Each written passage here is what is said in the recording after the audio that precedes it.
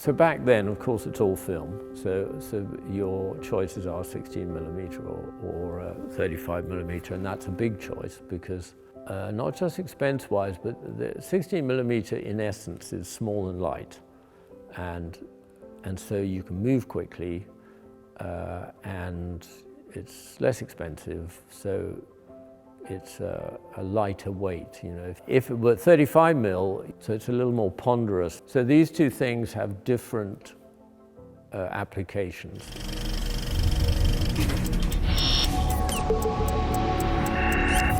But I was preparing for a film, and the loader put the 16mm film in the magazine the wrong way round. So instead of the emulsion facing the gate, the back of the film faced the gate. And we were testing, and we did these tests, and came back from the lab, and it looked really weird because it was incredibly underexposed for a start, because the light was coming through the backing of the film.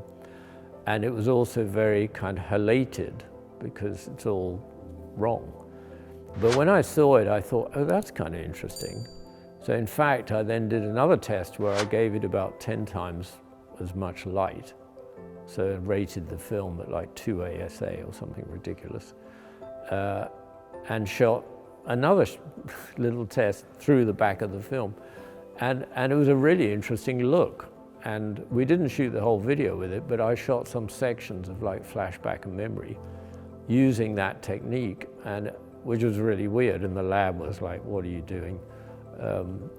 So accidents sometimes would happen with film where you just liked how it looked for one reason or another. So flashing film, a technique that came about through David Watkin, I think first started doing it.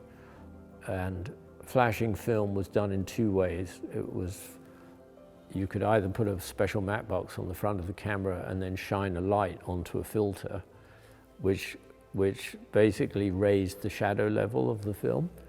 Or Panavision made a camera where you could, a device you could put on the second port of the camera, and so you'd have a magazine here, and then this thing they call the Panaflasher, and then you could flash the film. So that, along with a process called bleach bypass, which was very popular with a small group of cinematographers, of which I was one, bleach bypass did something very interesting. It made it very contrasty and desaturated. This was in an era when you couldn't alter contrast in post. So one of the things that a modern cinematographer is hard to imagine is that you had no control over contrast, and you had no control over color separation in post-production, because post-production was a contact print. So essentially, your film negative's running through the camera, right? And then you go in the lab and you contact print another piece of film that's the positive, and you just shine a light through it, right? Well, that light that's shining through it, all you can do with that light is you can make it brighter or darker, and you can make it bluer or warmer or greener. So you can alter the color, but effectively the contrast, so what's black and what's white on the film, is not fixable afterwards. You can't change that, and you also can't change the color saturation. So all of us, you know, all the cinematographers you'll speak to of my generation, they've spent their whole life with the restriction, if you like, of having to light every scene in terms of contrast and color to match with the next scene. And then in the grade, in the old-fashioned grade before digital, if you screwed up on set, it was screwed up in the final result. You couldn't fix that because you had no control. Now, the moment around about the year 2000, which is now 19 years ago, DI, digital intermediate, that electronic version of grading suddenly swept into the arena, and that completely changed the face of cinematography. And Roger Deakins' Oh Brother, Where Art Thou was the kind of seminal movie where Roger put this film out and went, hey, look how I can make the film look. And nobody had done that before because it was so radical to turn green fields yellow. You couldn't turn a green field yellow back in the old process. but you could in digital intermediate.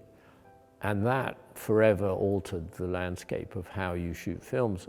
And it meant that the modern fix it later, if you like, mentality of like, just light it and shoot it, and we'll diddle around with it later. We'll alter the saturation, alter the contrast. You have so many fine tools now. That's altered how we as cinematographers approach a film is radically different to the day when your real tools were filters.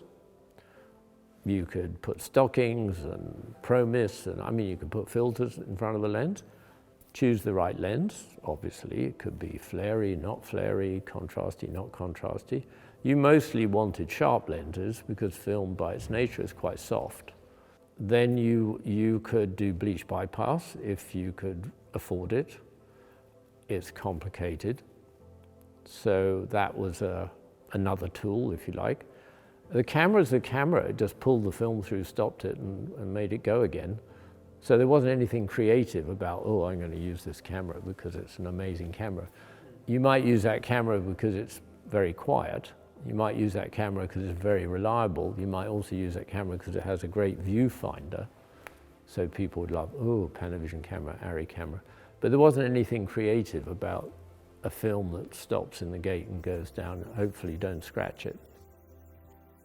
But there's no tool there, no visual tool that's to do with the camera, unlike modern cameras. So everything was about the lens, the filter, the chemistry in the lab. So you had pull processing, push processing.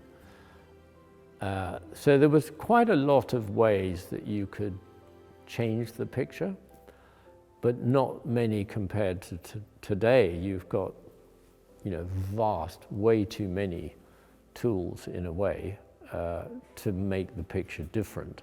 No cinematographers, very, very few were under 40 years old back in the day, because it was reckoned it took that long. You had to load and focus pull and be an operator, and then by the time you were like in your late 30s or 40 odd, you might have enough skill to actually shoot a film. Of course, there are a few people like Storaro, who came along in their 20s and went, well, screw that, I'm going to shoot anyway. And they were really good. and then, of course, the establishment were like, ooh, that's not very good. And then, of course, film school started in the 70s. They didn't like us. They didn't like film students. People in the industry hated film students because they didn't think you could learn anything in 2 or 3 years that would enable you to be a cinematographer. So most of us, like Roger Deakins, myself, most of us who graduated film school in the 1970s had a really tough time in the industry initially because they just didn't think we knew what we were doing, even though we did. Now, say, it depends where. If you've been to the University of Gobbledygook and you've got a degree and you say, oh, I'm a cinematographer, I've got this degree, yeah, of course, no one's going to be particularly impressed. But if you're an NFTS graduate, then they'll certainly think, oh, that because 25% of the members of the BSc are graduates of the NFTS. So there's something happening.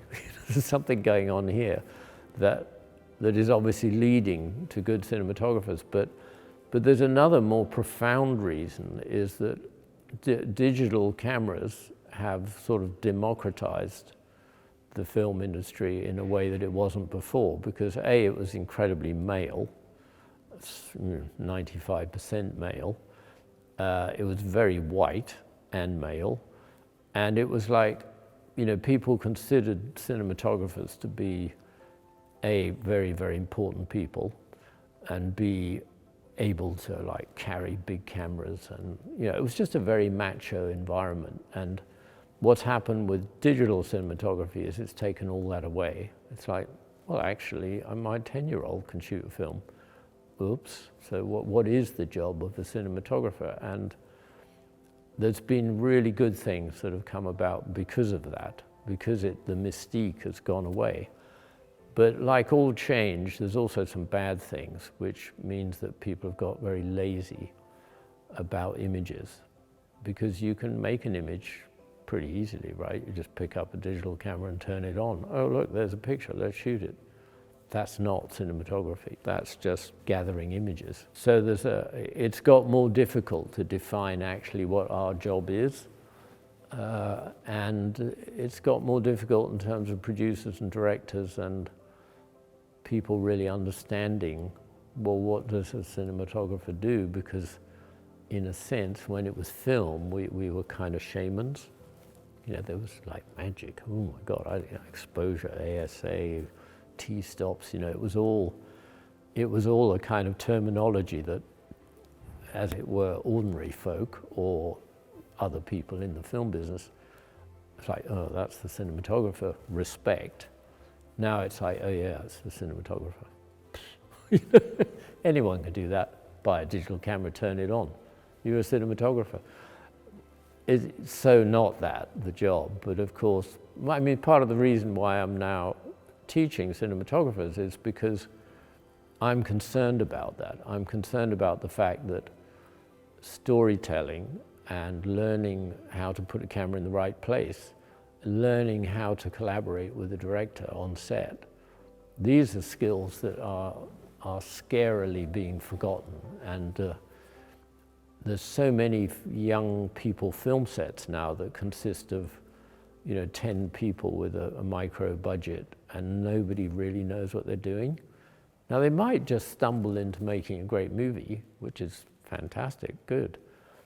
But if there's nobody there who can say, oh, well, actually we have worked out over 100 years of filmmaking that doing what you're doing right now is not a very good idea, that's quite useful.